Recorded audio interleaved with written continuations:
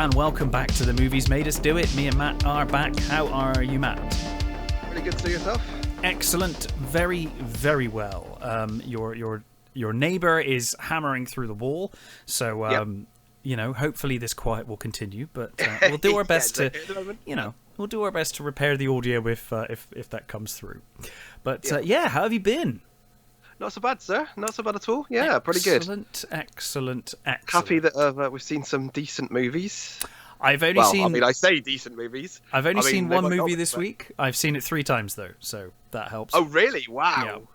Well, That's a good point, actually. Maybe I should have watched it again, actually. We did pay for it. Well, that's the thing, isn't it? It's like, well, it's available, so I'll watch it a couple of times. Again. But yes, so... Right, we were just discussing this. So, Godzilla vs. Kong. We are going to leave until the end of this podcast. We're going to do the Godzilla vs. Kong review last. We're going to give our non-spoiler thoughts, and then we're going to go full spoilers. But we will warn you ahead of time, so you can listen to the whole podcast up to that point, then stop, and then there will be spoilers if you want to. I tend to listen to reviews and watch reviews after I've watched the movie, but that's it. I especially tried to do that with Kong. Oh yeah, I need to. I was like, no, it was really hard trying to avoid everybody because everybody wanted to talk about it. Well, I've still avoided them. I've still avoided reviews because I just managed to, yeah. Yeah, because it's really difficult to. I don't want it to color my review. So I always try and stay away from reviews until I've given my review, and then I'll see what other people think. The buzz has been good generally, though, so that's good. The buzz has been really good. So, Matt, what have you been watching? Well, should we start with the Justice League Snyderverse one? We can start with the Justice League. So we are going to spoil the crap out of that because we've already talked about it, and it's been a while. It's been a while. We've talked about it. I think a couple of weeks is fair, right?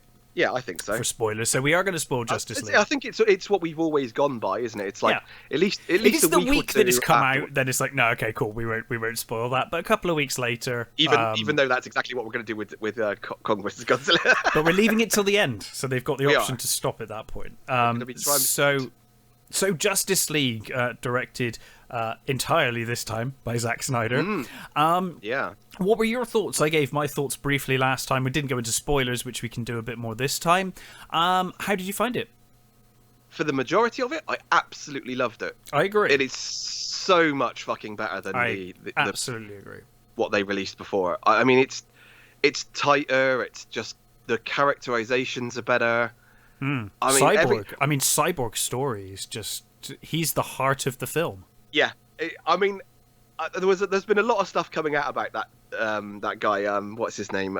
Ray Fisher, and he did a lot of bitching and complaining. He's made some accusations, and there doesn't seem to be any evidence coming forward, which is kind of concerning. But I'll tell you what, having watched this movie, he got totally shafted. Absolutely, and there's no denying that now. He was shafted with Justice League. Completely shafted in that movie. In the other version, the Whedon version, he's barely does anything. I hated him in the Whedon version because I was he's pointless. He doesn't do anything. And now he was one of my favorite characters in the Snyder cut. He's great. Yeah, he really is. And he had some bloody brilliant interactions with his father. And it was awfully handled in Justice League. So this version is so much. League, very nice. Yes, I've heard a few people say that now. It's kind of stuck in my head. And it works. It works very well, yes.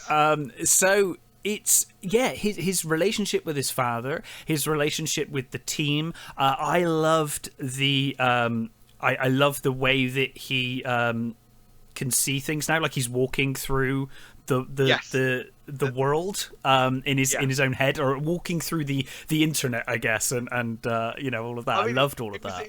It was a little weird, but I actually quite enjoyed that. I've seen a lot of reviews saying that they hated that. They thought it was really cheesy. I loved it.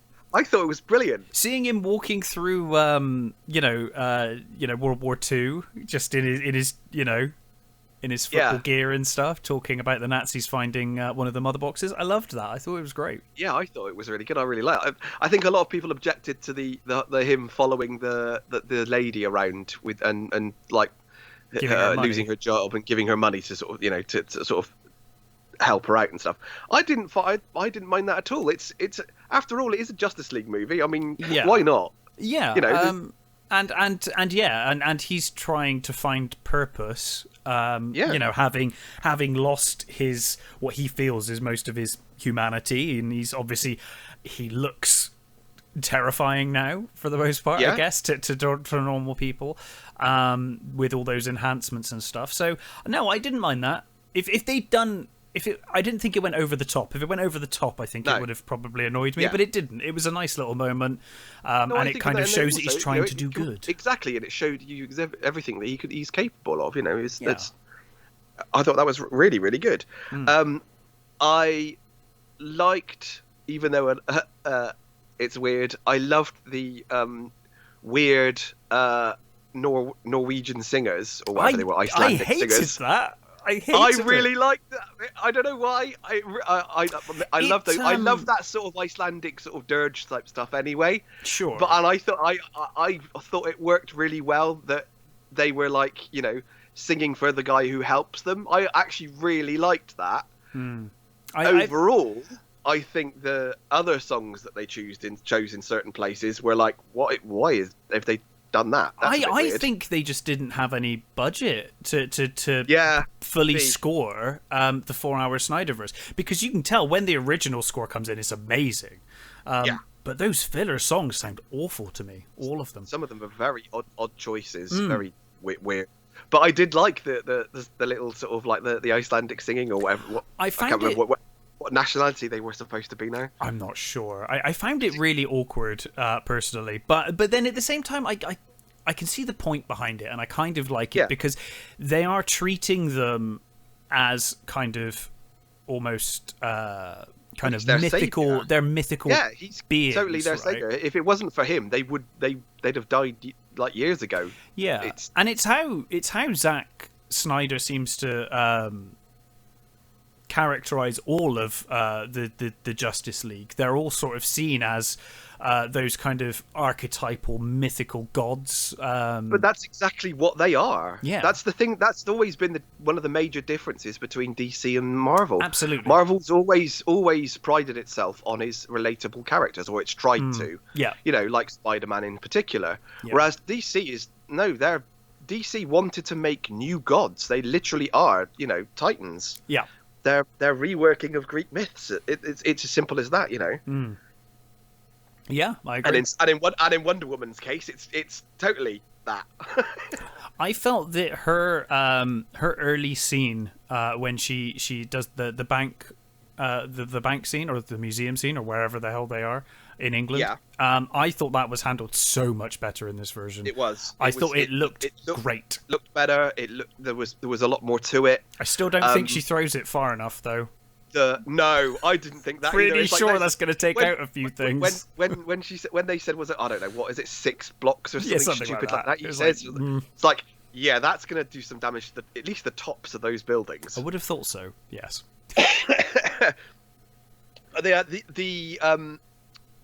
The bullet dodging thing, the bullet deflecting thing, was a little bit ropey, but I can forgive that because, like you said, you know, they didn't have much money. They did have a lot of money, but you know, relatively speaking, they didn't have the top notch stuff to try it and sort that thing. Yeah. And I still think it looked good enough. It was fine. I think that was the weakest part of that scene was the bullet dodging at the end. Yeah. But yeah, you know, it was fine. I thought it was definitely an improvement. Mm-hmm. You know, all the Batman stuff was better. Batman feels so much better in this movie. He feels like he's useful again, and you know, he just felt like a grunt in the original Justice League cut. Yeah, it was just like basically his job was just to get them together. That was kind of it. Yes, and in this one, he really feels like him and Diana are leading this team until Superman turns up. They're leading the team, and it really felt like he was, you know, the strategist, and you know, he was actually useful. He had things to do in this movie. Yeah, he's not just their driver. Exactly. Well, that was it, wasn't it? He kind of was. He was just the stick man, and it was like, okay, great, but You know, you're meant to be Batman. Jeremy Irons again, brilliant as Alfred. You know, I could watch his Alfred all day. I love his Alfred. I love that sarcastic, burnt out butler. He's fantastic. He does feel a lot like the 89 Batman. Alfred. Yes, he does, doesn't he? He really does. The same. Like... That Alfred, the Michael Gough Alfred, was very sarcastic in his own way. Mm-hmm. I loved the scene. Well, I mean, first of all, it was ridiculous when he's. I loved the tea scene with him and Diana. That was really charming. Yeah. When he just can't help himself, he's like, "Oh, I need to make. I make the tea." Yeah, you're doing it wrong. You're doing it wrong. Stop it. By the way, how mental was Alfred to be testing that gauntlet right there? I know. I was like, dude, if this goes wrong, yeah, you're fucked. And I love that. I love the gauntlet. That's like. Why didn't they use that in the bloody Whedon one? I know, and it was a lovely that would have moment. Made a lot more sense for him to have something like that to deflect, energy beams and stuff. And it shows, and I mean, obviously, I liked that Diana makes fun of it. She's like, "Oh, why don't you get him a lasso as well?" Yeah. But I loved that because it shows, it's Bruce Wayne. He's seen something that works well, and he's like, "Right, I need that. That works. Yeah, I'm going to adapt that myself." Again. Great characterization of Bruce Wayne. I still think that Ben Affleck is in terms of on-screen Batman, the best we've probably had. I think he makes a wonderful Bruce Wayne. I think he makes a great Batman as well. Yeah.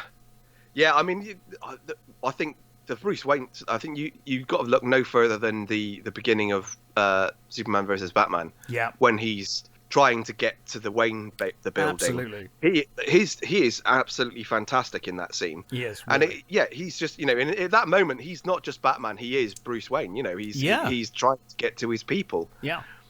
It's Affleck, he's got a lot of shit and he's been fucked over by them so much. Yeah. I'm so glad he got to do this, redo his parts in this and just so much bloody better than he did in the Whedon one. And again, all of the Queen Hippolyta scenes, all of the Amazonians come across far less stupid in this movie. They actually felt so much better. Yeah, it felt like they had a purpose and they were actually doing things. In the first one, they just come across really dumb.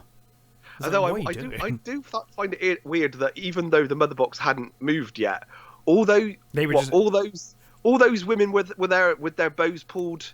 I assumed permanently. I assumed, that they took it in shifts, and every day they were ready for something to potentially happen there. In that same kind of guards are told to guard, and that's what they do. And it's like, no, you've been told, and you've never been told not to guard, so you will guard there until we tell you otherwise. Well, I mean, yes, that's fine, but. That's not good for the bows. Oh no, it's not good for the bows, no, or the bones, or the muscle. I mean, or not that I'm being pedantic here or anything at all, but yeah. But it was so much better, and bloody, Steppenwolf was so much better. Oh, the only thing I will say is they cut down his dialogue in this. I think for the better. Said a lot more in the other one, which I think there was a couple of things that he did say in the other one which escaped me now, which I think would have been nicer if they still had those bits.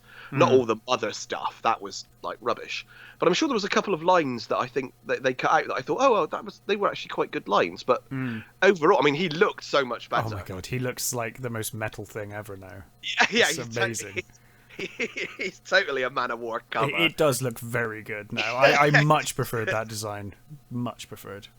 And he just felt like he was a bit more there. He felt like he was doing a lot more. He actually felt like he had some, heft to him when he was swinging that axe around. Yes, yeah, absolutely. I mean, overall, we haven't so much better. You haven't mentioned the Flash yet, right? So this is because he was my least favorite character in this cut. So I'm curious what you made of him. Well, I mean. Okay, they fleshed him out a little bit more, which was good. They did. That was the problem. They did, and that is good. The problem is, I just hated him more the more they fleshed him out. So yeah, I think it's the actor though. To be honest, I just don't think he plays the Flash very well. I think it's Ezra Miller's portrayal of Barry Allen. It's just not Barry Allen. It's sort of weird and flappy and ugh. Did you find his saving of Iris West? Did you find it creepy and weird, or did you find it beautiful and amazing? Because a lot of people have been like, "Oh my god, it was such a great scene." I was like, that came across really creepy to me. I liked the scene in general. I liked the scene in general. I could have done without the sausages. Yes, the sausages were like, okay. That added whatever. the creepy factor to me, to be honest. The touching her face and pulling her hair back, it was a little creepy. I don't think it bothered me that much. Especially when you got the sausages still in frame. It just felt terribly... It was like, is this a terrible joke you're trying to do here, Zack, or what? And then it kind of made sense because they did the dog thing afterwards. But it doesn't really work, though, because the glass broke. So the woman saw him leave, and then he's back. Well, and then it's like he needs the suit because he gets so fast his clothes just fall apart. But then it was like only his shoes fell apart. Only his shoes were fucked. Yeah. Okay. I mean, that's a nitpick, but it was weird. You're right, though. The intent of the scene was fantastic. Yeah, I mean, and it certainly showed more of his character. But again, it's like, but it's not really Barry Allen, is it? It's not for me. I mean, it's fine. It's all right. But meh. He was. I guess he was fine. I mean, he's not. It didn't make me want to hurl every time he was on screen or anything. It's just that But he's basically the weak link in. He is, and it worries me that the next movie they're going to try and make is a Flash movie. It's Flashpoint. Yeah, I'm not sure. It's. I mean, the scene in the prison when he's talking to his dad was quite a good scene. Yes, that was handled better, actually. But that was probably more to do with Billy Crudup than Ezra Miller. Yeah. No, not sure. I think they're recasting him for the next movie. Are they? I think, I think he couldn't. He's doing something else, so I don't think he can make it or something. I'm sure of it. I heard that somewhere. Interesting. But how did you find the battle in history, the historical battle? Because I thought that was fantastic. It was awesome. It's great, wasn't it? I mean, I want to see that movie. Show me that film, please. I liked the sort of the old gods stood next to sort of like normal people, like being huge and sort of like impressive, and I thought that was really good. I really liked that, and I liked it was nice seeing Ares alongside Zeus as well at that time and stuff like that, because obviously we know from Wonder Woman that changes. Not in that fight sequence, but in the future fight sequence, I did squee because they had Kilowog on the dead on the floor. It's like Kilowog. Okay, I don't even know who that is, so that went right over my head. Oh, okay. I was never big into Green Lantern, to be honest. Oh, he's like one of my favourite Green Lanterns. He's the he's like the trainer. He's the guy that trained Hal Jordan. He looks like a sort of like a cross between a warthog and a hip. I've seen him. I have seen him. Yeah. Yeah, I love the fact that they put Kilowog in the future fight sequence. That I did like. I thought that was really cool. Just to sort of like, yes, there are other Green Lanterns, hooray! Yeah. Because they still don't know what they're doing with that, do they? Clearly not. They have no idea. So, I say just do, forget Jon Stewart. Even though it pains me to say it, as much as I love Hal Jordan, just do Jon Stewart. It's one, he's a great character, and two, it's a diverse character. So, Yeah, it's a diverse character, and they didn't pick him before, I don't know. No, he's a diverse character. He's a great character, and also it's someone that a lot of people associate if they watch the Justice League cartoons. So exactly. From that perspective, you've got an audience that will immediately be like, "Oh yeah, Jon Stewart, cool." Yeah, I think that can work. So things I didn't like. They lost the anti-life equation on Earth and forgot what planet it was on, and. You were right there, dude. What are you doing? I've been thinking about that, and I'm thinking, well, the only thing I can think of is that the mother boxes randomly teleport places, and they maybe when they were leaving, they teleported away and didn't see where they were teleporting from. Okay. Maybe it's the only sort of explanation I can think of that would solve that problem. You know, that they didn't know where they were going. They didn't have the exact coordinates, so fine. You know, if they would have, my thought is, and I'm being very generous here, that they basically go to a planet, they fuck it up, and it's theirs.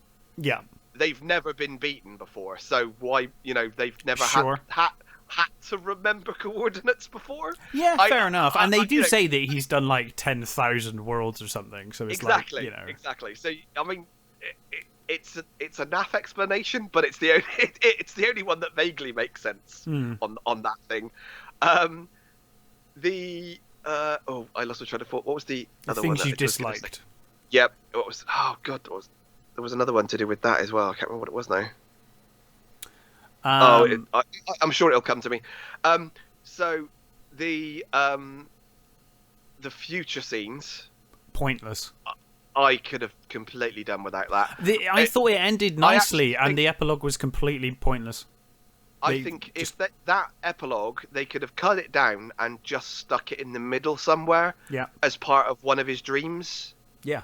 It would have made more sense, and it would have made the movie. It would have been something that you could have rolled over, like, or even and gone, okay, that was there, fine. Yeah, but or cut it right down and make it a post-credit scene. Just a really short post-credit. Yeah, and another thing. I still hate his fucking Joker. That did. It's no better, is it? It's no better. No, I thought the same. I was like, it's just as bad. It was like, what's going on with his mouth? Yeah. His laugh was terrible. He was not imposing. I mean, I'm sure if you're in the room with him, I'm sure he is quite imposing and fucking weird, and you would be freaked out by him. But in the context of that scene, it was like, this is just some dick. Well, and that's the biggest. It's not the Joker. It's like, that's the biggest problem, right? Is that we're in the post-apocalyptic vision, right? And we're down to our last, and we need to get Barry to go back in time, and he needs one of the mother boxes to do it, or whatever the MacGuffin was they needed to get. Yeah. How is Joker going to help you? He's a fucking mental clown dude. And he's just human. Like, he's useless. Like, I just don't understand why you even would use him. Like, why? Why are you even bothering? You know, I guess as an agent of chaos, he's a good distraction. Maybe, yeah. I mean, he's certainly good with guns and stuff. I guess. I mean, I guess you just wind him up and throw it in. I guess it's the only thing I can think of. Yeah, maybe. But I'm sure that wouldn't really be helpful in the long run. And I mean, of course, that could be something. They've already got Superman in there. You know, in their. It's like, what the fuck is he going to do against Superman? Exactly. What's he going to do against a single parademon? Like, yeah. You know, I mean, Batman struggled quite a lot against one or two that he fought. So what is he going to do? I mean, at least Deathstroke is, like, super trained and, you know... Deathstroke is basically... I mean, he's beaten Batman, so... Exactly. And you can see the use for him. That makes sense. Yeah. And it was kind of his fault. I did think the it's like, ooh, look, it's the future. He's got a mohawk. Hooray. Yeah. Yeah. And I know it wasn't a bad scene, but it's like, oh, I didn't really need to see Lex Luthor again. No, I was quite happy not to see Lex Luthor, you know, but fine. And I didn't think it's not a bad scene. It's just a scene that is pointless, really. I think we could have done without the Martian Manhunter scene at the end with Bruce as well. Yes, that was what I was going to say. I liked the earlier cameo. I didn't mind that one.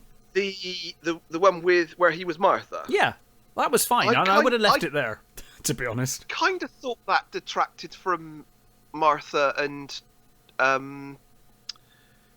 Lois's relationship. It was a bit sort of like, oh, well, you know, because surely, you know, Lois Lane's a clever woman. Isn't she going to mention at some point to Martha You would that think it's going to be an awkward conversation. we had that great conversation that time in my apartment, and she's going to be like, "What the fuck are you talking about?" Like, you know, Clark. I think it's time to find Martha a home.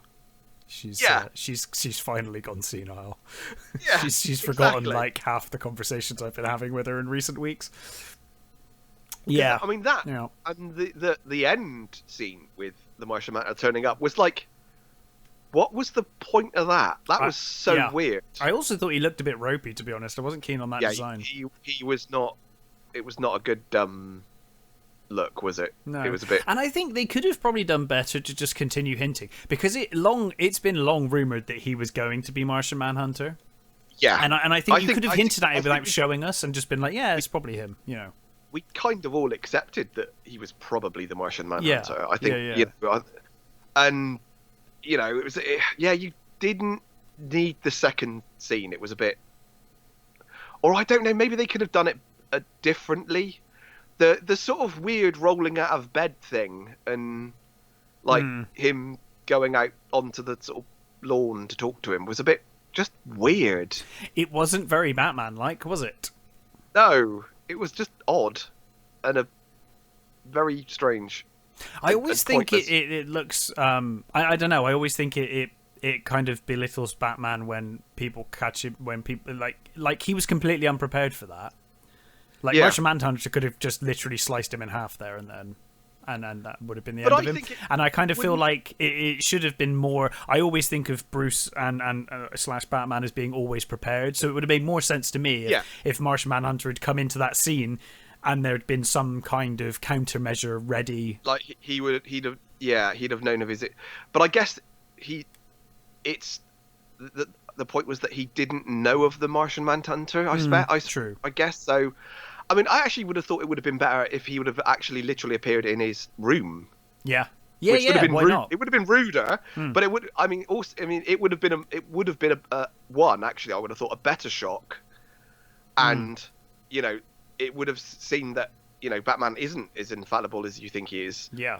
I think actually, that way round, it might have worked a little better. Or maybe that Martian Manhunter's the one giving him the visions, and he's like, it doesn't even need to talk to Bruce Wayne. He could have just been stood there like, I've given him the visions to kind of warn him, That might have worked. That might have worked really well. Yeah, I that would have been better actually. Now you say it would have been a lot better.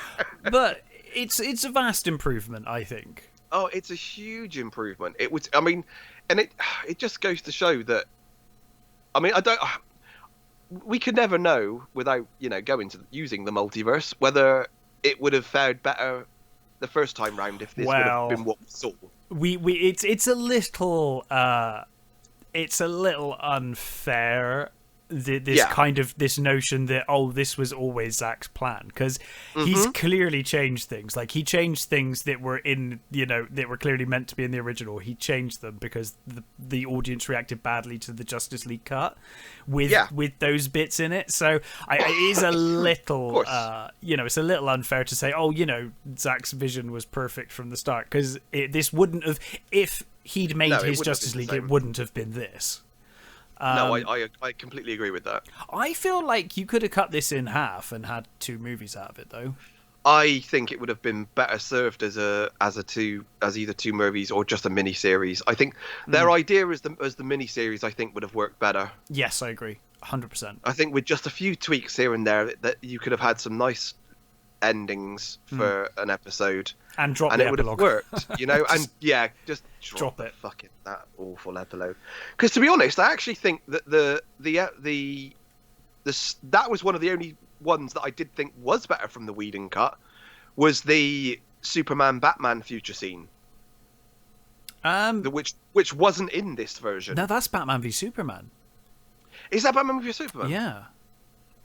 Because that's when he gets the Flash comes through the screen afterwards, doesn't he? And say that he's too early or whatever, or too late. You're right. Too early. Yeah, I was getting mixed up. No. Yeah. Okay. So that is kind of consistent with Snyder's vision, this future thing, and I like all that. I like hinting at things to come. I enjoy that, but it just felt really forced. Like I said, they could have chopped it down and put it in the middle as another dream, and it would have served it much better. We wouldn't, you know, the thing would have had a proper ending where it should have ended, and then it would have been fine. It was a total Lord of the Rings 3 moment. Yeah, that didn't need to happen. Or have Flash see it. Have Flash see it when he's going through time. He accidentally goes to the future and sees it. That would have been better. And I must say, actually, that was better too. They actually gave Flash something to do in that one. That definitely. Oh my god! Fight as well. They got rid of the family. Thank God. Oh, that was so much. I was so happy for that. It's like, even like there was one moment where they sort of like the camera sort of moved to like that a block of flats and houses and stuff. Yeah, and you're like, don't you do it? Yeah, and I was thinking, oh god, please don't go to the family, and they didn't. Yeah, and it was like, yay, totally good. No, that scene actually with the Flash, that was actually quite a good one. The where he had to he reversed, you know, a couple of seconds. Yeah, and you could see what it took, you know, what it did to him. That actually was quite well done. So, you know, fair play for them for that as well, which was a lot better of an explanation. It was an improvement for sure. Yeah, there was and I, even though it was completely pointless, I did like the scene with Batman stood on the Dark Knight Returns tank. It was beautiful. It was like, it's the Dark Knight Returns tank. It's completely inappropriate, but what the hell? Well, and it kind of made sense, because it was kind of like, okay, we're like, after this, he's realised that his vehicle was under-equipped for like this god level thing. So he's like, yeah, I'm going to make the biggest goddamn tank I can possibly make. It just looked awesome. It was a lovely thing. You've got more than one Batmobile, surely. I mean, like, oh, for sure. The Batman. I mean, there's one particular comic in the 80s. I think it's 80s or. Oh, he just has like all of them, doesn't he? All of his past. Yeah, there's a really nice. I can't remember who drew it, but it was literally he's like going like talking through the Batcave, and in the background you can just see the different, like, all the way back to the 30s. Yeah, which is really silly when you think about it, but it looks awesome. It's completely silly, but I love the 30s Batmobile. You know, it's great. For sure. Just put bat wings on it. It's fine. Exactly. Yeah. Exactly. Just put a bat spoiler on it, and we're good. All over it. Yeah. And I always loved the. I really hope the next Batmobile they make, although they have kind of done it actually. But they've kind of done it with Patterson. I always liked the bat face on the front. Mm-hmm. I always loved that, and they've kind of done that with this one. The late 70s, early 80s Batmobile, that sort of one. That kind of shield on the front. Yeah, I always liked that. And there was you know, it was kind of just like a sports car. There wasn't. Yeah, it was an armored sports car. Yeah. You know, with that. Yeah. But yeah, overall, I'm so glad that he got the opportunity to do it. And again, I will definitely buy it. It will go straight next to, you know, the other ones. I bought them all, so you know, I liked it enough that it was definitely worth it. And it was, it was just so much better. It was. Superman. How did you feel about Superman? I felt he still didn't have very much to do, but he was better. It was. There was the interactions with him were better. I still think the suit thing was a bit weird. The black suit. What? So. Because I found it weirder that suddenly when Darkseid takes over, he's back in the red suit, which is like, okay, that's weird. Yeah. Well, the weird thought that, and I liked the black suit. Yeah. But in the comics there was a reason for the black suit. Yes. Because when he came, right? When he came back, he was underpowered. It was kind of like a containment suit sort of thing. Well, and also black obviously absorbs far more sunlight than you know, any other color, so it made sense. Yeah. So there was that sort of if he'd have been sort of buried in it, maybe, or something like that, it would have made a bit more sense. But the fact that he sort of like walks through that hall and there were all those suits and things, it was like, why would you just, if that was the case, why would you pick that one? There was no sort of explanation as to why he would pick that one. You'd pick the same one that you had before, because that's you as the symbol of hope, isn't it? Yeah, exactly. It's like he's in the, you would pick the red, white and blue suit. It just makes sense that you would do that. Yeah, and it's kind of frustrating because then it's like, well, now we finally got the Superman we want. He's all happy and being Superman, but he looks like Batman. I was like, oh, can we just have Superman looking like Superman and acting like Superman at the same time? Well, I think the thing is that I think they recolored it, didn't they? So they didn't change the actual suit itself. Yeah, they did. They recolored it. Yeah. the black suit, I don't think it had like silver braces, and I don't think it had a cape. I can't remember. I think you might be right, actually. It's been a while since I've read it. I also found. Did you find it really awkward? Is like he was very confident to stand in the way of Steppenwolf's axe and just take it on the shoulder. Yeah, I was like, dude, you don't know what that thing's made of, or how strong this guy is. You've not even met him yet. Imagine if it just cut his arm off. That would have been amazing. Just like Superman just flies down to get in the way. Like, dude, you don't know what that's made of. That could have been made of kryptonite for all you know. Even worse, it could have been magical. Yeah, exactly. Superman is weak to magic. Yeah. If it was magical, it would have taken his fucking arm off. Yeah, I find it really awkward that he just kind of got in the way and just took it on. He didn't even try and block it with his arms or anything. It's just like, dude, you are supremely confident in your ability to block that. Yeah, but overall, I guess the idea, I suppose, is the fact that this only happened when Superman was like proved to be dead.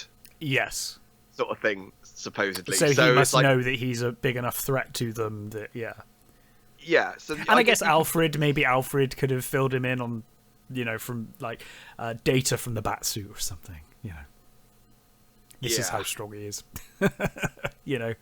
I mean, again, the battle sequences were just so much better that it just worked a lot better. And it was, I guess, like the one of the funny things is the I guess parademons are like robots in cartoons. Yeah. You can just murder them, it's fine. Yeah, that's fine. I didn't get the one. Did he get knocked out? The one that Batman kicks off the ledge? Because I was like, you can fly. Like, I mean, he just falls all the way to the bottom and squishes on the floor. And I was like, you've got wings. He must have been knocked out. I'm assuming. Yeah, I guess so. I'm assuming. It just looked really funny because it was like, dude, you could have flown. Yeah, it was a little odd. But again, that sequence, the whole sequence of him, going around the tower and taking out the Batman taking out those, was so much better. It was just so much cooler. This film continues the problem with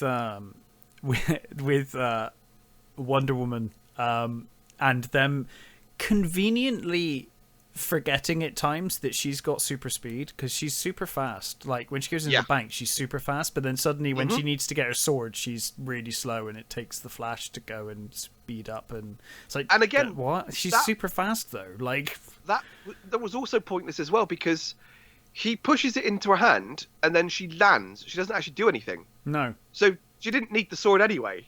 No. It was just that was very badly like. Well, and also it's like surely she's reaching for something. You're gonna mess with her depth perception and everything if you push it.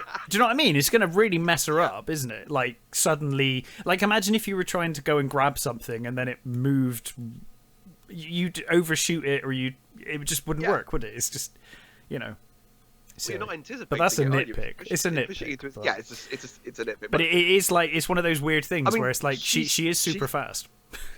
But I mean, it depends on.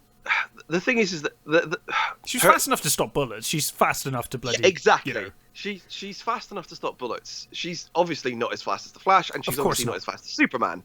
But but it seemed like whenever the Flash ran, she was as slow as everyone else. Yeah, we've seen her dodge deflect all those bullets in the thing. So she's at least as fast as a speeding bullet. Yeah, absolutely. Which is quick. Yeah, I guess it's always hard to continuously,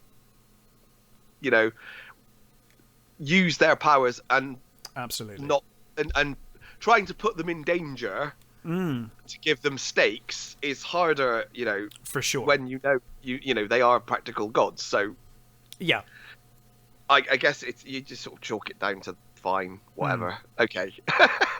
But yeah, because I think, and the thing is with her as well is like her powers have changed over the years anyway. Of course, I mean, like of course, like Superman originally couldn't fly, and Wonder Woman has and has not flown.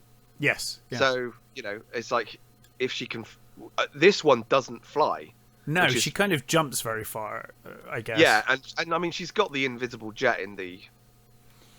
Yes. Well, she makes the jet invisible. It's not actually her invisible jet. So okay. But I mean, that's a power that's like, okay, she's got the power to make things invisible. That's massively helpful. Why didn't you do that to Batman's troop carrier? Yeah. You could have literally shot at it and they wouldn't have even known where it was coming from. They would just be like, whoa, it's just missiles raining from the sky. Yeah. So, whatever. Yeah. But, I mean, the thing that's come from this is now they've got problems, haven't they? That Warner's doesn't want anything to do with this, but their TV channel does. Yeah, I kind of feel like I don't really know why it's an issue. The Flashpoint can just basically delete the Snyderverse in the movies, and then you could just keep doing them in the HBO Max. I don't really see it as a problem. I mean, I think Zack Snyder's kind of done with it now, though. That's the biggest problem, I think. I don't know if he's interested in doing another one. Maybe he is, but I'm sure if they offered him enough money, he would. I mean, actually, having thought about it, he did fucking sequel bait, so you'd imagine he was up for it. It was a bit stupid to do an entire epilogue that's nothing but sequel bait. If you're I don't think he probably thought that he wouldn't ever get the chance to do it, but it's been wildly popular though, wildly popular. So it'd be interesting to see. But and it's been really popular, and again the media are attacking the fans, calling us toxic for wanting something. Yeah, toxic for wanting something actually good, which doesn't stuff messages down on us. But I mean, Justice League didn't even stuff messages, did it? It was just crap. No, it was just like, you know what I mean? I was just being No, I just think it's weird that they're calling people toxic for this. It's like, like really? Like it was just a crap movie. Like it's not, there was no there. I don't think there was any message in the original. It was just terrible. It's like just a mess. We would like to spend our money on things that aren't awful, please. A consistency. Yeah. But it was a blast, wasn't it? I agree. It was a blast. Yeah. This cut. It was fun. To be honest, even if they don't continue with this universe, I'm happy that this got done, and I'm happy for Zack. I'm not the biggest. It kind of feels like it could be an ending point, really. Yeah, I will. I'll tell you what. If I ever watch it again, I will watch it up to the epilogue, and then I'll stop, and I'll be like, nice ending, cool movie. I agree. Fine. I think when I buy it, I will skip the last couple of scenes. Yeah. Never watch the end bit again. No. I will switch it off when it ends, and it'll be fine. I'll be happy with to do that. Absolutely, but I mean, the thing is they're going to be continuing with certain ones of these characters, aren't they? Which is the problem that they have. I'm assuming they're going to fix this with Flashpoint. I'm assuming they're continuing Wonder Woman, even though the last one was absolute dog shit. I have not seen it yet. I don't plan to at this point. They're going to be Black Adam, which is set in that universe. Yeah. With Shazam, and so and I've heard this, that might be the last time we get to see Cavill, the opportunity to see Cavill's Superman, because Dwayne Johnson, who's playing Black Adam, his wife is his manager. She's also Henry Cavill's manager. I didn't know that. That's interesting.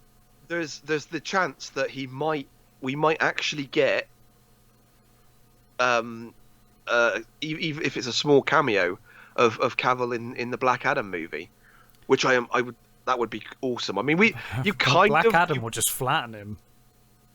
I mean, honestly. Yes. I mean, he's magic, isn't he? Right, Black Adam. Yes. So Shazam could absolutely destroy Superman. So, yep. The only thing that always used to stop Shazam from beating Superman was his inexperience. Yeah. Was kind of the only thing that stopped. I mean, like on a power level. Not that they fought very often, but as with characters with the potential to take out Superman, Shazam certainly could. Yeah, absolutely. Like you said, he's magic for a start, which helps. Yeah. But yeah, a fun cut. 4 hours went fast. It was good. Yep. It was a good time. And I would say to anybody who it all depends on whether you like Snyder's superheroes or not. Yeah. I mean, I would say if you don't, then I wouldn't bother watching it, because Well, I don't know why you'd be watching it. You're not going to get anything out of it, that's going to change your mind on how you feel about Zack Snyder or his. Absolutely. Why? I don't know why you would watch 4 hours of Zack Snyder's Justice League if you don't like Zack Snyder's movies. I mean, someone asked me the other day, and I was like, "Well, do you like the other ones?" They were like, "No." I was like, "Well, don't do it to yourself." Like, it's just like, it's 4 hours of Zack Snyder's vision. If you don't like it, don't bother. But I had a blast. I had fun, and it's totally like Zack Snyder's fingerprints are all over it. Oh yeah. All over. It's completely his baby. Absolutely. So yeah, if you don't like Zack Snyder, then really, like, do yourself a favor, save yourself 4 hours, don't bother. Totally. Yeah, but like us, if you do like what he did, for the most part, absolutely give it a go, because I think it's a genuinely, it's hands down way better than the original Justice League cut. Oh, it's a lot of fun. It really is. Yeah. It's so much better than that piece of crap. Yeah, for sure. So I recommend. What else have you watched, Matt? Because I know you've watched another movie. It's not not Godzilla vs. Kong. So I saw Concrete Cowboy. So what is that? I've not even heard of this. So this is a Netflix movie. I think it came out this week. Okay. Pretty sure it came out this week. So it stars Idris Elba, Lorraine Toussaint, Caleb McLaughlin, and Gerald Jerome. And it's got Method Man in it, which, nice. Whether that makes any difference to you or not. Right? It's directed by Ricky Staub. I think this is his first movie. He previously wrote The Cage, and he worked on Snow White and the Huntsman. Okay. Which, that's a fine movie. Okay, it exists. I've not seen it, so I can't comment. But so this is I guess it's a sort of fictional account of the Philadelphia riding school, which is Urban Cowboys. Cool. So they're a real group that live in Philadelphia. They've got horses. They've got, and the land's not their own, but it's that it's literally that it was based on the book Ghetto Cowboys. Right. And you're introduced to Cole, who is Caleb McLaughlin's character, and he is the kiddie from Stranger Things. He is Lucas. Oh, okay. He is Lucas from Stranger Things. Is he Lucas from Stranger Things in this movie, or is he a different character? Cool. Oh no! See, this is good because I do feel Millie Bobby Brown is an exception, but with few exceptions, a lot of that cast have been really typecast, horribly so. So that's good to hear. I'm glad to hear they're playing something else. I will get onto that in a minute. Cool. I will totally get onto that. So we're introduced to his character Cole, who at the very beginning of the movie has been basically suspended from, well, not suspended. I think he's been completely chucked out of school for fighting, and it looks like it's obviously not the first time this has happened. Yeah. His mum picks him up, and they're driving along in the car, and he turns around and he says, "Why are my clothes all in bags?" And she says, "I can't cope with you anymore. I've tried my best. I've done everything I can. I'm sending you to your dad." So she drives him from Detroit to Philadelphia, and she literally just drops him off at his dad's house in the middle of this street in Philadelphia. And he's like, he's stood there with his bags in his hand, and no one's home. There's a neighbor across the way that talks to him and says, "Oh, welcome home, Caleb. I remember you." And he's like, "I don't know you," sort of thing. It's like, "Well, I know you." And she's like, talks about it and says, "Your dad's around the corner by the stables." And he's like, "Stables? What the hell's stables?" So you go around the corner, and there is Idris Elba, his dad, and there are all these. There's like this these stables, which is basically just sheds and houses and stuff, and this big sort of great park that they've converted into like a field for the horses and stuff. And from there on, you get this sort of it's a sort of coming of age thing. You've got Cole, who is sort of, obviously he's a troubled youth, and it's him sort of reconnecting with his dad and trying to make sense of this sort of weird, cowboys in the middle of Philadelphia's ghetto. Is a bit like, right. What is that all about? It's so weird. And there's another character called Smush, who was obviously his best friend when they were kids, and so you get a lot of this sort of you do get. So Smush is a guy who is like he's like a drug dealer, and he's like saying to Cole, "Oh, I've got your back," and all this sort of stuff. When you sort of come with me, we'll do this sort of stuff together. And his dad's telling him, if you ride with Smush, you don't come home, you don't come into my house. So you have that, and sure, there's a lot of cliche stuff with the drug stuff, and there's a lot of and there's a lot of all that, but it's really well done. Caleb MacLachlan is Cole. He is so good in this. The movie is completely carried by him. He's nothing like his character. That's fantastic to hear. I'm really glad. In Stranger Things, he is so good, and I would totally watch him in anything else after this. He is so good as this sort of troubled kiddie who's trying to reconnect with his dad. It's Idris Elba, like I said, is in it. It doesn't actually get a lot to do. The scenes he's in it for are really good. There's a couple of moments where he's talking to his son and he's trying to sort of reconnect with him. He's trying to talk about why he named him what he named him, and why he changed his life around, because he says at one point, I was like Smush was, I was like that before you, and I changed my life around, and this this helped me, these horses, this being a cowboy helped me do this. And for the first time proper directing film, it's really beautiful. It's actually, there's some really nice sort of proper like Western shots in this movie. It's really good. And Method Man plays this detective, this cop who is sort of he sort of helps them out when he can, but he's doing his job, and it's like because what they're doing is kind of illegal. They're not they don't own these what they call the stables. They're not theirs. They're renting them. And there's all these sort of like little moments of that they could lose these horses at any time. And one of the most surprising thing about this is there are the most of the actors that are in the riders are genuine riders. They're not actors. They're the real. Oh, cool. The real Philadelphia. And there's one in particular. I'm trying to find the guy's name. He's this guy in a wheel. I can't find it which one he is.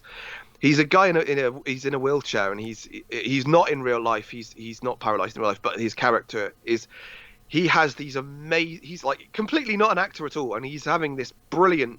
There's this brilliant conversation between him and Cole, and he's talking about he's showing him what to do with like how to muck the stables out and stuff, and it's a brilliant like little scene. It's a really well done scene, and you'd never in a million years think that this guy is not an actor. You think he was a complete, he'd been doing this all his life or something. That's great. It's so well done, and at the end you actually get a little scenes of the real riders talking about how the this riding helped them out, how it's changed their lives around, and how it's good for the community, and how it's changed young people's lives. It's a really, really great sort of thing. And it's not the best movie you're ever going to see. It's not doing a lot to sort of like show this.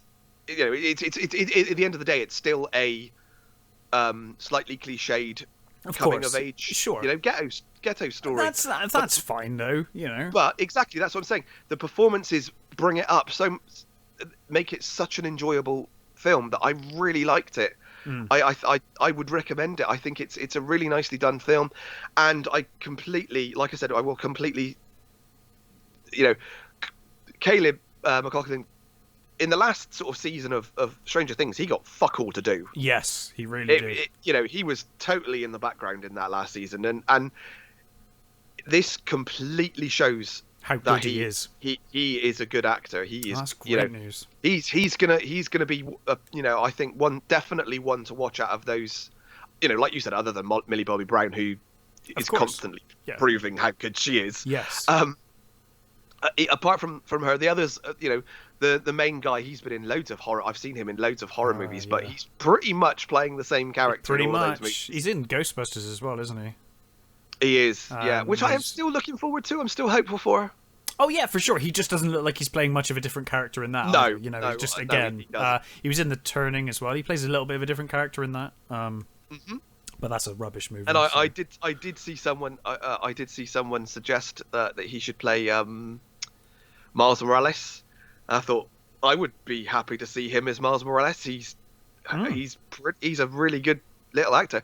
Yeah, there's just some genuinely nice little it's moments. I mean, it's maybe a little too long, and it might be I think too slow for some people. Right. But I think that adds to the sort of the whole Cowboy effect. It adds that sort of, you know, the sort of the slow, you know, it shows the characters for what they are. It's I really liked it. I really enjoyed it. I think it's you know, like I said, it's not gonna break any, you know, great things or anything like that, but it's a genuinely enjoyable, you know, modern cowboy, and I really liked it. That's great. That sounds really fun. I'm probably gonna check that out tomorrow. Yeah, totally. So, shall we talk about Godzilla vs. Kong? Let's do it. Directed by Adam Wingard, who hit and miss for me. Thought Blair Witch was okay. Loved The Guest. The Guest. And I haven't seen the Blair Witch. I'm not interested, to be honest. Hated Death Note with a passion. So I wasn't sure what to expect from this one. I loved the Guest was fantastic. The Guest was amazing. And I really love You're Next. I haven't watched that, so. Oh really? Oh, you should watch Your Next. I like it. I liked it a lot. I don't think I've seen it. What happens in Your Next? Give me a quick synopsis. So it's about a woman who goes to meet her boyfriend's sort of parents' family, and while they're there, they're attacked by masked figures. That sounds like them. Kind of. I have seen this. I have seen that. Yes, that is a good movie. The tables. Yes, yeah, it's really I've good. seen that. It's really good. It's really funny. I didn't realize that was him. Yeah. Yeah, that's a good movie. I actually really did enjoy that. I really enjoyed that. So I think for me, he's mostly good. Mostly, yes, for sure. Mostly good. And he was also in that film I watched. I reviewed the other. Yes, you said night. He just turns up. He was briefly in I Die Tomorrow, which was very odd. Yeah. But yeah, so spoiler free, obviously, for our initial thoughts, and then we'll get into spoilers in a little while. But we'll give you a warning before we get there. I guess it's no spoiler to say this is Kong's movie. It is very much King Kong's movie, featuring Godzilla. It really should have been. They should have changed the names around. It should have been Kong versus Godzilla. I'm kind of glad they didn't change the name around, because if they changed the name around, then we'd have another situation like Godzilla and Godzilla King of the Monsters, where we've got two films named the same bloody thing. So at least they swapping it around, we're not going to get it confused with 1962's King Kong versus Godzilla. They're separate movies. So I kind of can see why they did that. But very much Kong's movie. As with all of these monster movies, the MonsterVerse, and even, to be honest, if we're being honest, most of the Godzilla movies, the human characters not too great for the most part. So there were some standouts here.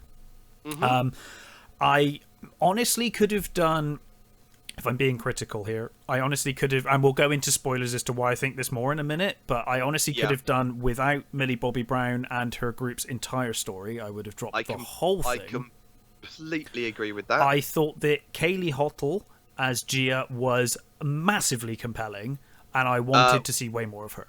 The deaf actress, the little girl. She amazing, was absolutely adorable. Now she is genuinely deaf, which I guess probably adds to the performance here. She was so compelling, and her relationship with Kong, that should have been the whole focus of the human story for me, because I was completely invested in her. Agree with you. Completely agree with you. Completely invested in her.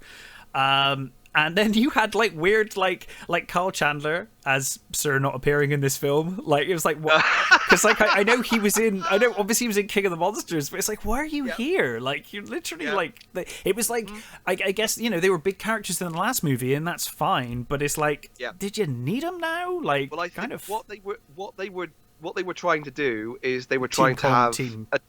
Yeah, exactly. They were trying to have a Team Kong and Team Godzilla. I get that. I do. But I kind of do feel like after King of the Monsters, we understand what Godzilla's doing. Yes. We understand his motivations. I didn't really need it explaining. I mean, also, anybody who thinks that Godzilla is a good guy is deluding themselves. It's one of my favourite parts of this movie, is when Godzilla attacks the Apex base at the start of the movie. One of my favourite parts of the movie is when there are people going, but Godzilla, I thought he was a good guy last time. It's like, no, he's a giant monster. It's like, come on.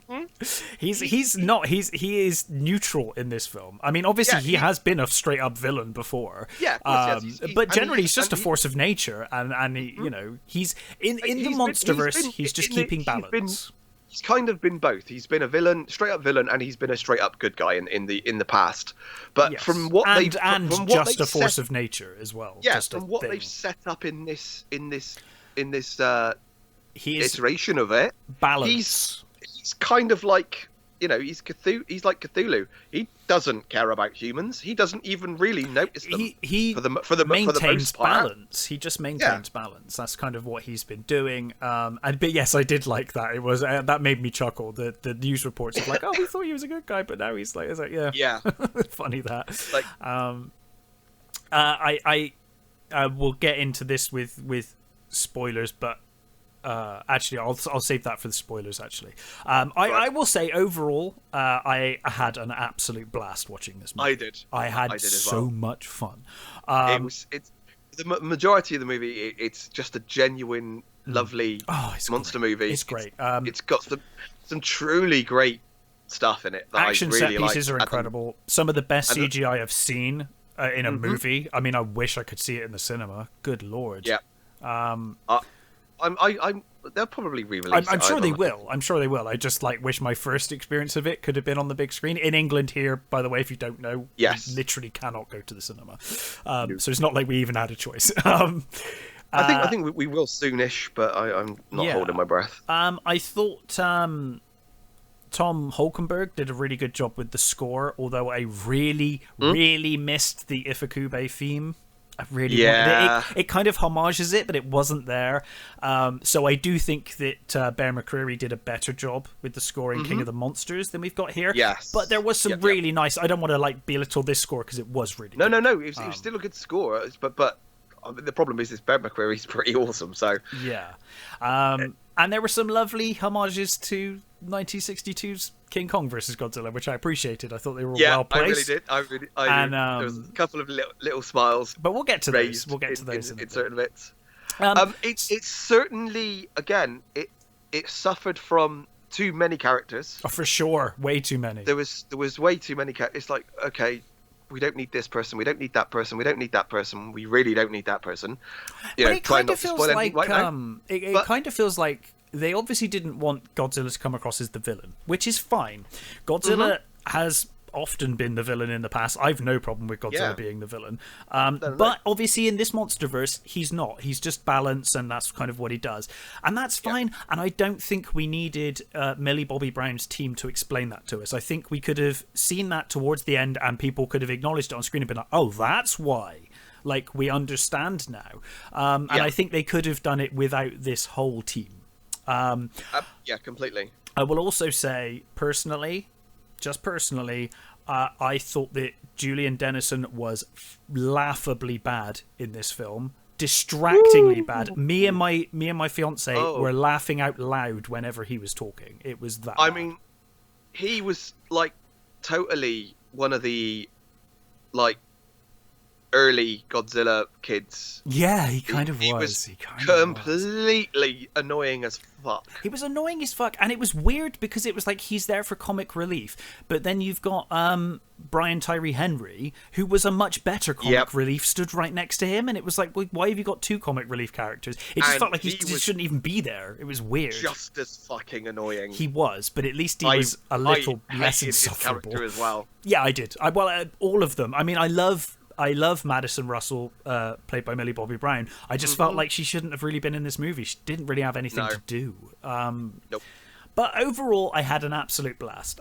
So I'm going to say, for non-spoilers, I think it's the best MonsterVerse movie apart from Kong Skull Island, which is probably still the best MonsterVerse movie in my opinion.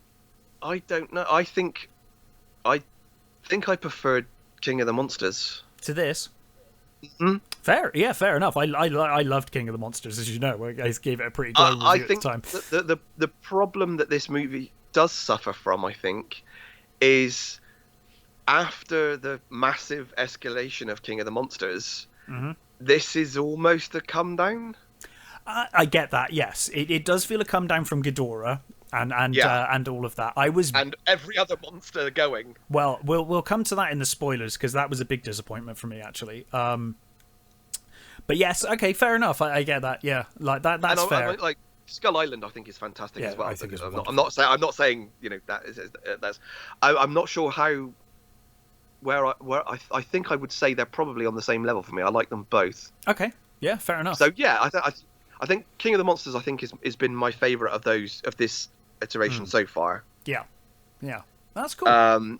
But I even like the first one. Oh, I like the first one. It's so flawed, and there's so many stupid decisions they made in that movie that it annoys the crap out of me. Really nice moments. But overall, I like that movie a lot. Yeah. So I like what that movie was trying to do. I think the execution wasn't necessarily great, but I liked what it was trying to do. So and I think this does again, the reviews for this have been. There's been so many reviews that just keep missing the point of these fucking films. Yeah. There's so many reviews that just keep saying, "Oh, but there's all this stuff with the monsters." It's like, no, you're missing the fucking point. Then that is literally the watch point. These movies. These movies are not for you. No, of course not. I mean, they're very different. We are talking, especially this movie. For me, this movie is, and we'll get into it in a minute with spoilers. This movie is full on Showa era silly. Like we are like full on into the 70s silly Godzilla stuff right now, and that's fine. I love that stuff, so I'm fine with it. Yeah. But I'm just saying, if you want serious, then watch 1954. Or Shin Godzilla, watch one of those. If you that's see that. Not what this is. That's not what this is, and it's no intention of being. It's a movie called Godzilla versus Kong. Yeah, you know what you're watching, right? You want to see stuff about human characters and that. Watch Cloverfield. Yeah, but I thought overall I had an absolute blast. I think as a film, if I was rating it as a film, probably a 6 or a 7. As a Godzilla fan and a Kong fan, I like an 8, 9. I had so much fun. I had so much fun. I think I could. I don't give numbers, but I can. No, nor do I. But I'm just kind of. I said to my fiance after we watched it, she was like, "Did you like it?" I was like, "I loved it. I had so much fun." But I kind of have to look at it on two levels. Like as a Godzilla fan, and I'm a huge Godzilla fan, I like. Oh my god, it was great! I had so much fun. But then on the kind of film critic side, I'm like, but also, but we'll come to that. So overall, a wonderful film, and that's where we end. Unless you want spoilers, because we're going straight into spoilers. So let's spoil the fuck out of this one. For those who don't want spoilers, bye. See you again. Bye. We'll see you next time. Spoilers. So, where do we start? Oh my fucking god! The whole Millie Bobby Brown thing. Drop it, man. The terrible vlogger. Like, oh my god, yeah. It's like, oh, I'm doing this secret thing in this secret base and stuff. It's like, how do they not know you? How do they not know where you live? How they know what you sound like. How are you getting away with this? He does nothing to disguise his voice. No. He's just terrible at hiding. I mean, let's face it. 2 kids find out who the hell he is and where to find him. Yeah. How So did if the Apex? company were that bothered? Yeah. I agree. You know, maybe the company just wasn't that bothered. I don't know. Maybe they just thought, well, he's an idiot and he's never going to actually discover the truth. Because he wouldn't have, had it not been for Godzilla's initial attack. He just probably would never have got there to see. Some crank. Yeah. But then, you know, you would have thought that if you had that person in your employee, you think, just get rid of him. Can we just get rid of him? We know it's him. I agree. I absolutely agree. I did feel a little sorry for Millie Bobby Brown in the fact that she got nothing to do here. No, and she's a great actress, and I liked the character. I loved her character in King of the Monsters. She was completely pointless. There was nothing really for her to do. It was awful. Yeah, I agree.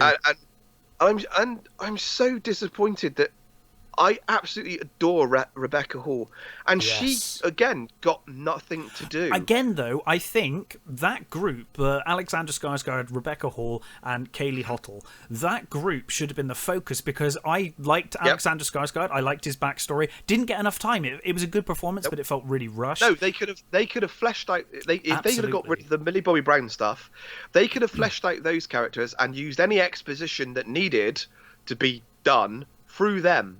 Absolutely. We didn't need Maya. We didn't need Eliza Gonzalez's character. Oh God, she was awful. I mean, it's like she turned up at the beginning. It's like villain. Oh yeah, so, she's such a bitch. Like the moment she turns up, it's like, oh my God. Yeah. I mean, I did quite like how they got rid of her at the end. Was cool. Yeah, the comeuppance was the payoff was great. I will say I was kind of pleased. It wasn't great, but it was better than I thought. How they handled Ren Sarazawa. I was really worried that the reason for him being the villain of this movie was going to be Daddy didn't give me enough attention.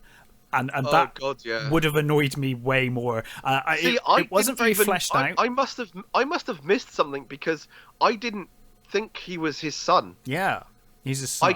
It wasn't until later I was like, oh, is he supposed to be his son? Was he? Yeah. Oh, okay. I mean, they don't really talk about it, but the movie kind of hints more that they just have a difference of opinion on it, and they went their separate ways, which I think is far better than Daddy only loved Godzilla and didn't love me, which was my worry from the trailer. I was like, oh my God, please don't do that. That will be awful. So I was glad about that.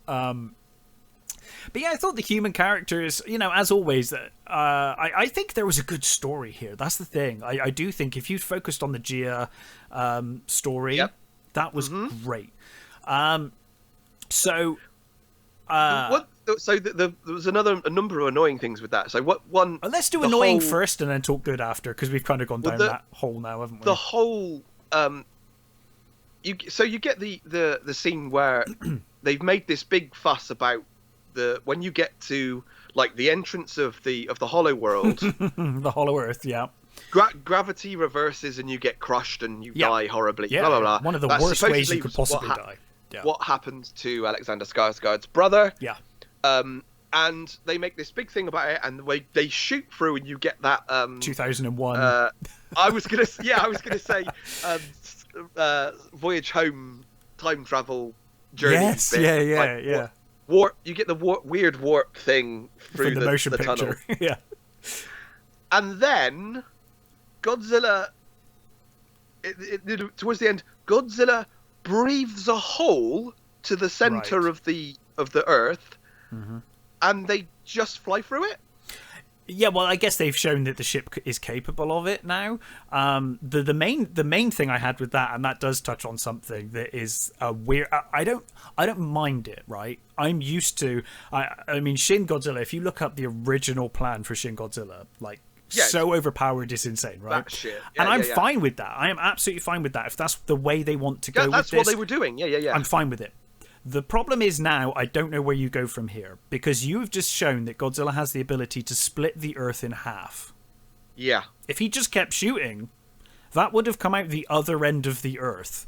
So he can literally slice the earth in half now. That's like where we are with Godzilla's power. And I'm fine with it, but I don't know how anything can really be a threat to him now at this point. No. Like, with that kind of power. I mean, my wife at one point, my wife said to me, can he do the breath thing all the time? And I'm like, well, honestly, I don't know. Well, in the past, that's kind of been. It depends on the Godzilla, basically. You know, sometimes yes, sometimes no. Sometimes it's a sort of he has to like build it up. And like or Shin completely wears himself out and can't do it anymore. Yeah. The Heisei era in the 90s was very much spamming the atomic breath, so that. Mm-hmm. I mean, mainly because of the suit. The suit wasn't really designed for fights. Looked awesome, but didn't really fight well.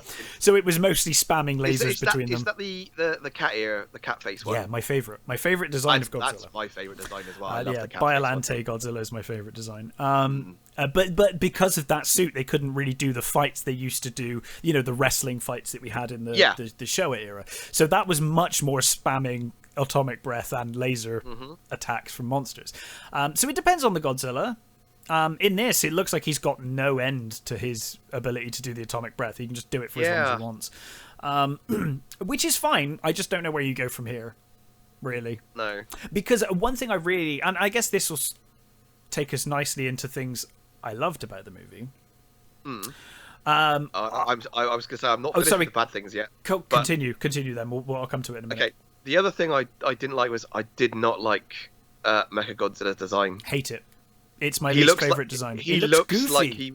He looks like he was made from Meccano. It looks really goofy to me. They will never. I mean, the head was okay because they were kind of trying to make it look like that. Goofy. This version of Godzilla, weren't they? They were trying to do that sort of thing. So it kind of looked like that, but the body and the arms and it looked like what were those toys from the 80s? Zoids. He was He looked like a Zoid made of Meccano. He did, and I will say, at certain angles, I thought he looked okay, and then other angles, I thought he looked really weird. From the back, he didn't look too bad. Yes, he looked okay from the back. There was one cool bit when he was like powering up, and his spines were sort of aligning. I really liked aligning. That was nice. I did quite like. I like that. But overall, I thought it was an awful design. I mean, for me, I absolutely love the Godzilla versus Mechagodzilla, Terror of Mechagodzilla design, the 70s, big, bolts and all of that stuff. Mechagodzilla is probably like my third or fourth favorite monster after King Ghidorah. King Ghidorah has always been my favorite, but next to Godzilla is always Godzilla, Mothra, Ghidorah, and then probably Mechagodzilla for me. Yeah. So I agree. It was my least favorite design of Godzilla. I've actually got that as a note here that it was my least favorite design. Wasn't a fan of it. No. I will say something. I think. Have you got any more negatives before we? Because I've got one that's kind of a negative and a positive, and I'm wondering. Off the top of my head, I right now I can't think of any others that really chafed me. But sure I'll find something. Yeah. So, actually, one thing I will say that did disappoint me, although it may be fine. I was very disappointed that all of the kaiju, including Rodan, have been defeated now. But I'm hoping they just mean they've submitted and are therefore fine.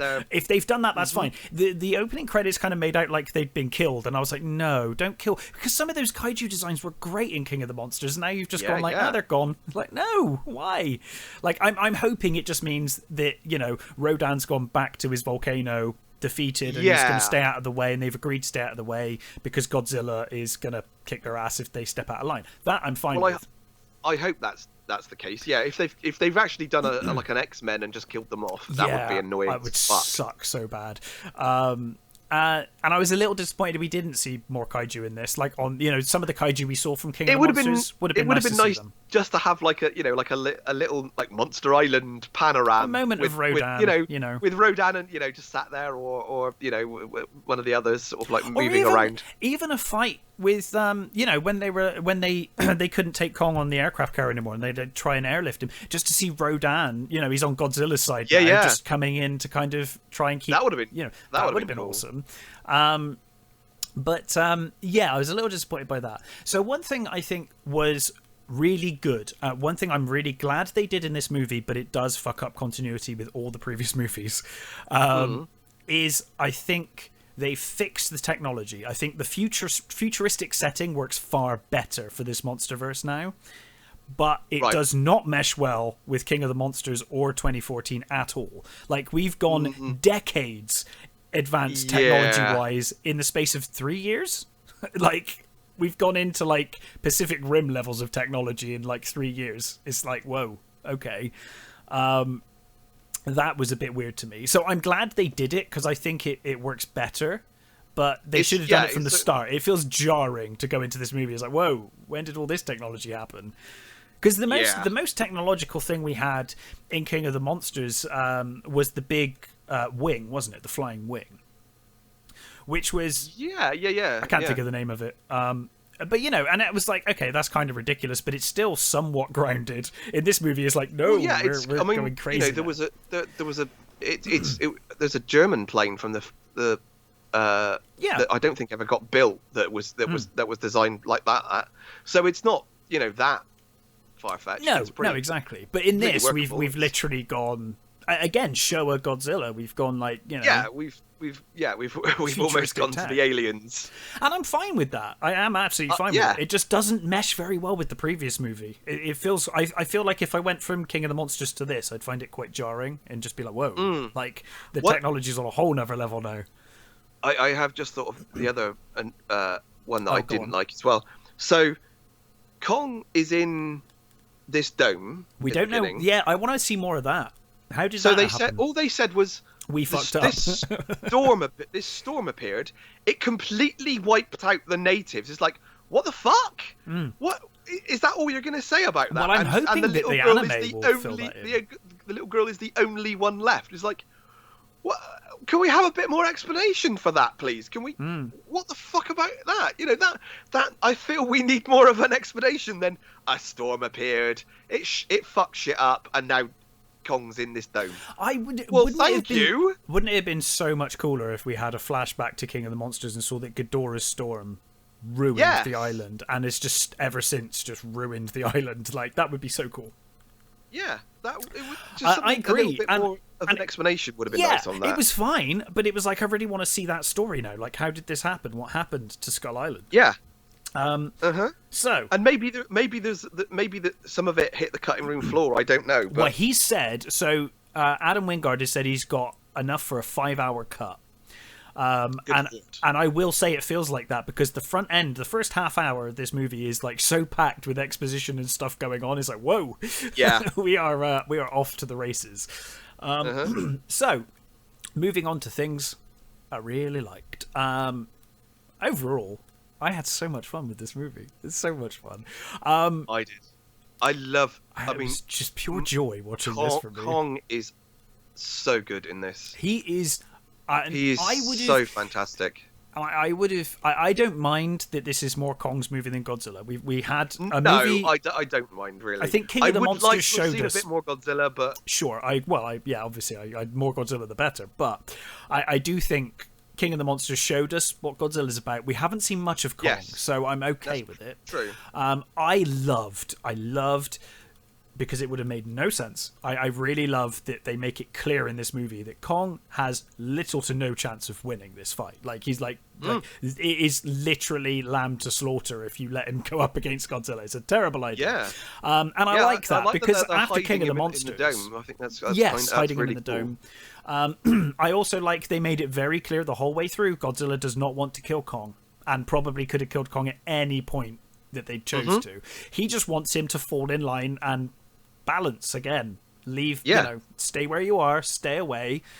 Don't, because when they play dead, he could have killed them. Doesn't. At the end, I know Kong's heart is slowing and he's gonna die, but I don't think Godzilla ever intended to kill him. He was just like, stop.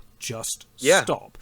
I loved that. I think after King of the Monsters, it would have been so ridiculous if Kong had managed, because like in King of the Monsters, Godzilla is so overpowered by that point. It's like Kong is on a whole different tier, a much lower tier than Godzilla, right? Yeah, completely. But I love that Kong is like, I love the wake up scene. The wake up gorgeous, scratch scene was so brilliant. He's scratching his ass.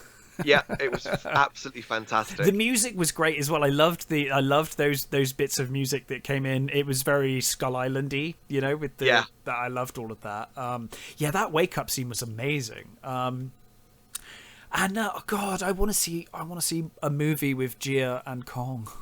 No, I really do. I mean, it's one of those things that it's very, very always been very hit and miss in the other Godzilla movies. But they've found one now. But for the majority of the time, for the majority of the Godzilla movies, the kids are fucking annoying. Yes, and but you found one. Awful. You found human characters. There's only a couple of movies where the kids are okay. Yes. In the Godzilla movies. I agree.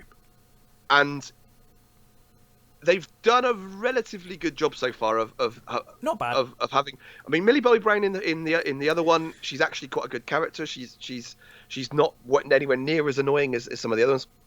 She's quite good. She's completely pointless in this fucking movie, and they could have, like we've said before, they could have completely done without her. Yeah. And we could have got more if we would have got more with Rebecca Hall and the little girl would have been Jaya would have been so good. Yeah, and I hope we see more of her. I wanted to see more interactions with her and Kong. I wanted to see them having conversations. I agree. That would have been so much better and so much nicer. I'm hoping that the King Kong anime that Netflix are producing, which is a MonsterVerse King Kong, I'm hoping that's like Gia and King Kong. That would be great. I would love to see that. That would be fantastic.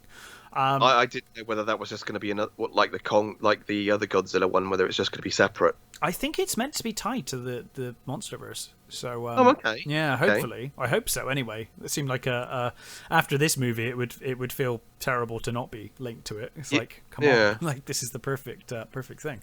Yeah, I love the homages. The axe hilt in the mouth instead of the tree. Yeah, that was Loved good. That. I did that. That definitely raised a smile. That was very good. The helicopters reminded me of the helium balloons they used to lower Kong in the original as well. So that was cool. And I mean, him on the bar on the barge as well was all was. Oh yeah, well Kong's always got a boat, hasn't he? He's like, it's exactly, never a Kong movie without a boat. Physics went right out the window in this movie. It's like, it's fine. Oh god, it's just like whatever. I mean, the fight scene in Hong Kong was so good. So brilliant. I thought the aircraft carrier scene was great. It's ridiculous, but God, great. It looks good. Oh, it's silly as fuck. But then that doesn't bother me in a Kong movie. No, exactly. I agree. Godzilla movie. 100% agree. And I think if you're coming into these movies being like, well, that's ridiculous, it's like, well, I mean, but even. I will say though, the center of the earth breath thing, that was for me a step too far. That's the problem. It's like once you've gone that powerful, you're like, wow, like he can literally split the earth in half now. Yeah, what's the point? What are you going to do now that he can do that? I mean, when Mechagodzilla turns up and they have the fight between the three of them, that I thought was great. It was so good. So happy to see these monsters fighting in the day. I really was. It's like, oh, thank goodness. Because it didn't bother me with the last movie. I know it bothered a lot of people that it was at night and it was raining all the time. I didn't mind it. But it is nice to see. It's nice to see. Most of the time you could still see them. Yeah, I agree. And this one, I think they did a much better job. Like the neon and stuff of the city. It was the best night fight. The lighting was fantastic. Yeah. The Hong Kong really did lend itself to. And I know Wingard loves his neon, doesn't he? Oh, he bloody loves his neon, and we should have seen that coming here. But it does a great job of showing us a night fight where it's well lit. It's at night, but we can see everything. It was really, really cool. I mean, I'd have liked a bit more of an explanation with the Hollow Earth Kong place. Some sort of a bit more explanation with the axe and the power up thing. Well, yes. So I'm assuming that it's. They said it's radioactivity from the Earth. I'm assuming that it's coming from a dead Godzilla down there or something. That's powering up. I guess. Powering up the spines. I loved all of that, and I really hope they expand on it. And I Can we really talk about how beautiful the Hollow Earth is? Oh, Hollow Earth was so what good. A set there was piece. the scene at the end when Kong's leaping through the thing, and then he stood on that tower thing. Yeah. And I said to the wife, well, that's a Yes cover right there. Oh yeah, it really is. It was so beautiful. It's gorgeous. And I love the idea that Skull Island is a protrusion. Well, it makes sense, doesn't it? Of the Hollow Earth. I think that's such a neat idea. I think it's a really nice little thing. It's a lovely idea, and I think now that we've established the Hollow Earth is full of monsters, we can have any monster now just turn up, and they're like, well, they've come through the Hollow Earth, and we could say, those defeated monsters at the start, we can now say, well, Rodan retreated into the Hollow Earth like all the rest of them. They're just in the Hollow Earth now. Yeah, they're great stuff. I agree with you on the design of Mechagodzilla. Did not like the design, though I'm really pleased we got Mecha King Ghidorah. They snuck it in. They snuck it in, and I'm really glad. I loved Mecha King Ghidorah, but that's something they were never going to do in the MonsterVerse. So I'm glad we got that. That was cool. No, I do like the fact that basically King Ghidorah fried the dude and then just took over. Yeah, that was awesome. Great, and it made Godzilla's motives clear enough. Once we saw the Ghidorah skull, and they, you could have had someone else instead of Brian Tyree Henry say it. You could have had someone else say, well, they're connected. There's one head in Godzilla, one head in Mechagodzilla, one head here. That was enough for me to show the motivations of Godzilla. Yep. It's fine. He obviously King Ghidorah is a world-ending threat, so Godzilla is obviously attacking that. Yeah, I loved that. We got Mecha King Ghidorah. So happy. Another thing I will say that massively pissed me off. How can you have Lance Reddick in your fucking movie and then give him 3 minutes of time, if that? And he was just... What the fuck? You might as well have not have him in it. Yeah, I agree. I mean, him and Millie Bobby Brown's dad. What's his name? Mark Russell or Carl Chandler. Carl Chandler. Yeah. Don't bother. I'm happy for him to have a paycheck, but in this case, I kind of think you could have just focused on Gia and that storyline, and then just had Mark Russell and Madison Russell just with Monarch trying to figure it out. They didn't need to go and do any of the caper they did. Could have just ditched that and just showed us the Monarch thing. It was just pure 70s crap. Yeah, it really was 70s Godzilla era shit. I don't mind it, but it just felt really unnecessary here, to be honest. Oh, he was. I think it wouldn't have annoyed me as much. It wouldn't have bothered me as much were it not for the fact that Gia was so compelling. It's like you've really got something there. You've made a really nice little. You've made a nice little dynamic here. Yeah, and you're kind of sidetracking it with a pointless story with two characters that I hate. Yeah. A minor thing that I loved, I don't know, I for some reason, it just really tickles me every time I watch it. I love how many little noises Kong makes, like when he's getting up, and he's just constantly making noise. I just really liked it. It was really cute. Yeah, I just think he came across really cute. It all adds to the fact that he's almost like a living thing. He has a proper character. He does. He grunts when he moves. He's, I'm not sure how old he's supposed to. He is overall. He was around since World War II, right? Exactly. So he's obviously not a young man anymore. No. I think he's probably I guess in his prime now. I'm assuming. Yeah, I'd have thought so. And again, he gets beat up. He gets real beat up. Kong always gets beat up in these movies, doesn't he? Yeah. I loved it. Overall, I know we've said a lot of negatives, but I feel like we have to touch on the negatives. We can't just be like, it was the best film ever, because, it has issues. But overall, I had so much fun with this movie. The fight scenes are amazing. Yep. Kong with the axe is such a wonderful visual as well. It's great. It's really cool, and I loved it when Godzilla powered it up. Yes. So that he could, Godzilla sees him with this axe and he powers it up so that he can use it against Mechagodzilla. That was awesome. Really, really brilliant. I loved that. It was so well done. And like I said, they've This is the thing that I've liked about the most of this. After the first one, they learned what to do. They went, no, people are actually watching these. The people that are invested in these movies are invested because they want to see the monsters. Yeah. And for the majority, that's what they've done. And again, though, this is all props to Legendary and Warner Brothers on this one. They have consistently listened, because the first movie, like you said, we want to see the monsters. Second movie, loads of monsters. Third movie, it's all at night and it's raining. We don't want that sorted in this movie. They have consistently given fans what they've asked for. And I think, I mean, obviously, there are certain advantages to having it in the dark. With, well, of course, and I love the atmosphere of King of the Monsters.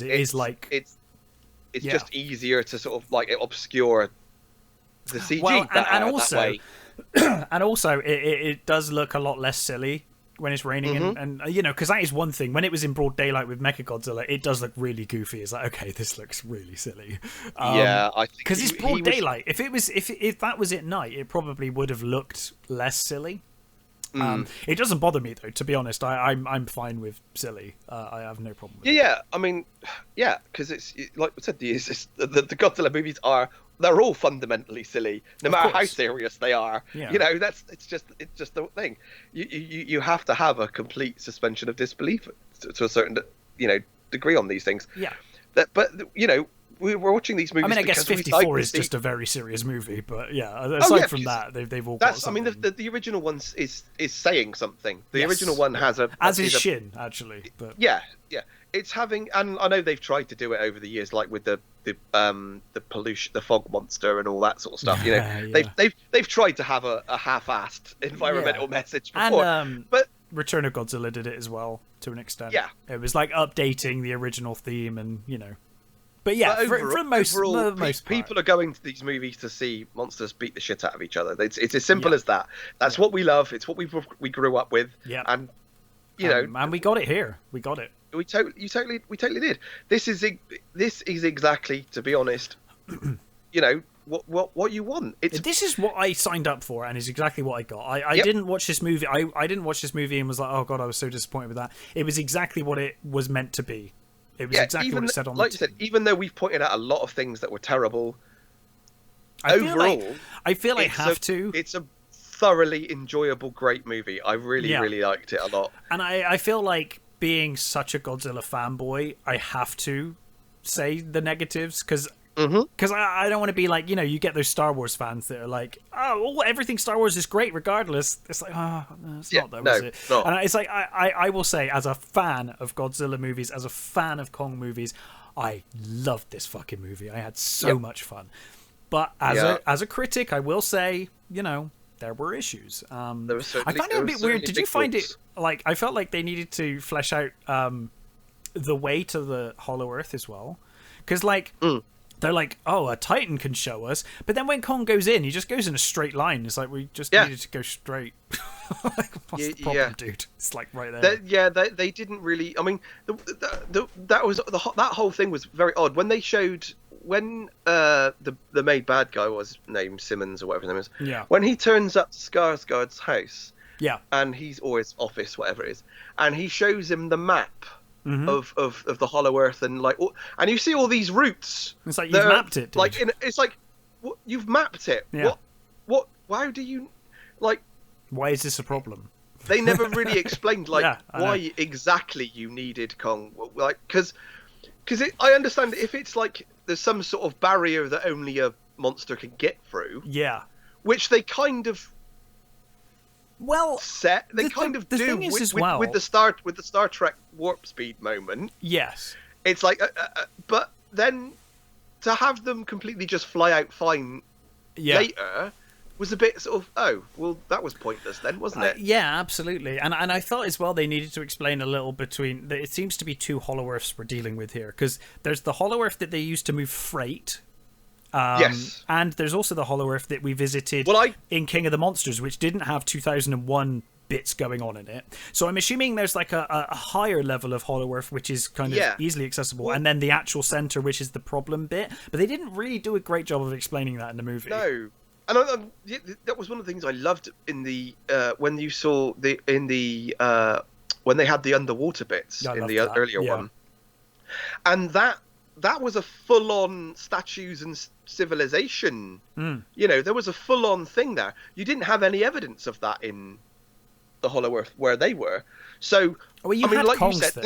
like yes, but that was completely architecturally different. Well, of course, absolutely. It was which is fine, but it would have been nice if they would have had some sort of, you know, like in the distance or something. You saw some structures and things, some structures, or like when he's running through at the end, yes, to have him run past something that would suggest that it's the same place, or the same sort of thing. So I mean, maybe it is. They didn't explain any of that stuff very well at all. But no.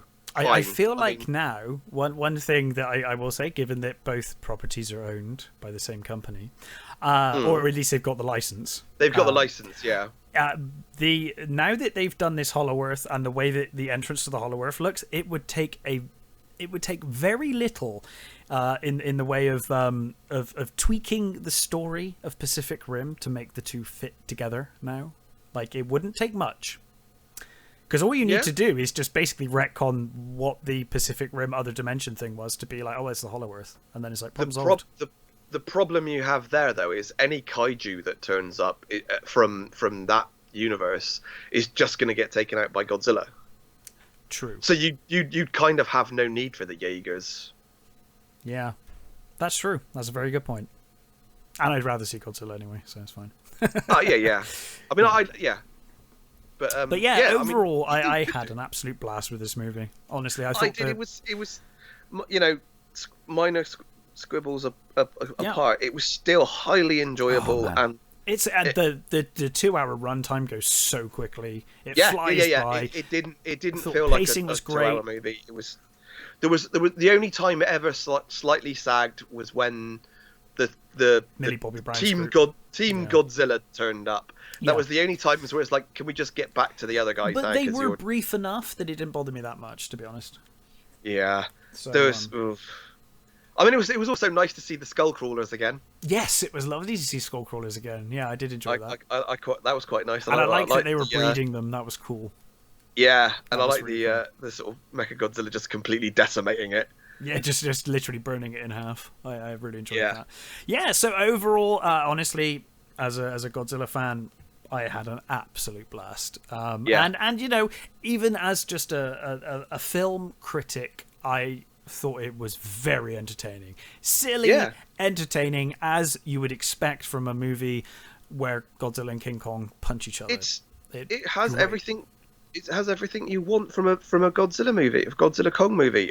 Literally, honestly, there are no real big flaws that make me think, oh god, this is terrible. Not at all. They're all minor things that. And I will say, even though I'm not a fan of the design of Mechagodzilla, I thought Mechagodzilla was going to ruin this movie, and because of the universe we have with the MonsterVerse, I love Mechagodzilla in traditional Godzilla movies, but I didn't think it was going to work here. I thought they did it pretty well. It was fine.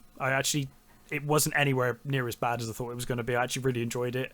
And it was cool. Just seeing Godzilla and Kong team up was awesome. That was awesome.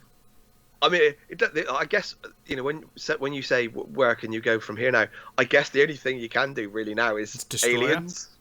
Well, we've aliens. Had Ghidorah as an alien, but yeah, I guess we can do that. But like full on aliens come down with full-on aliens. Well, I'm assuming the next movie they do will be Destroy All Monsters, which is obviously alien controlled, or they'll do one of those alien controlling the monsters thing, and we need Godzilla to take them out or whatever. I hope they bring in Gigan. Gigan would be amazing. Gigan's one of the most crazy though. That's like in terms of kaiju. He's so weird. But I think if aliens turn up, Gigan's the perfect one to have as a fucking alien. monster. and resurrect Ghidorah and Gigan. Yeah, that's a good team up. Yeah, and then we can bring back Mothra, because obviously she laid eggs. Of course she laid eggs. Yeah, Mothra always lays eggs. So there's always more Mothra, right? To be clear. Yeah. We had Leo and stuff as well in the Mothra movies. We've had different Mothras. There's always another Mothra, so that's fine. Either that or they do Destroyer and kill Godzilla off as the last movie. But I'm hoping they do a Destroy All Monsters thing, because, like, more monsters, come on. Let's just have it. Yeah. Let's have an all-out monster war. You know, like a Final Wars thing, Godzilla versus a load of monsters, and yeah, that'd be great. So yeah, overall, I absolutely had a blast, and I highly, highly recommend it. Give this your money. It's making amazing money. It's the most highest grossing movie of the pandemic. It's done amazingly well. Again, like we said with the Snyderverse thing, if giant monsters are not your thing, then you're not going to get anything. Yeah, of course. You're not going to get anything out of it. If you saw the trailer and you were like, "This looks ridiculous," then it's not for you. Obviously, No. You know, obviously. No. But yeah, it's absolutely great. My girlfriend, my fiance, was very upset at the treatment of Kong. She felt really bad for Kong the whole way through. So, but you're supposed to. Of course you are. Of course you are. She was just like, there were a few moments when she was looking at her phone, and I was like, "Are you okay?" She's like, "I just feel really bad for Kong." I was like, "Oh." So I love the whole thing with, you know, when he was slammed into the ground and his arm, he had to put his arm back in. That was awesome. That was great. I loved it. It was great. It was so great. It was just, you know, exactly what we want. Absolutely. Yeah. But yeah, so that's it from us. Like you said, I completely concur what you said. Like, you know, totally, completely and utterly nonsensical fun. Yeah. I love this movie. Yeah. It was great. It was awesome. If you like Godzilla movies, you will not be disappointed. You will not be disappointed. I'd be very surprised if you're disappointed. Very surprised. Yeah.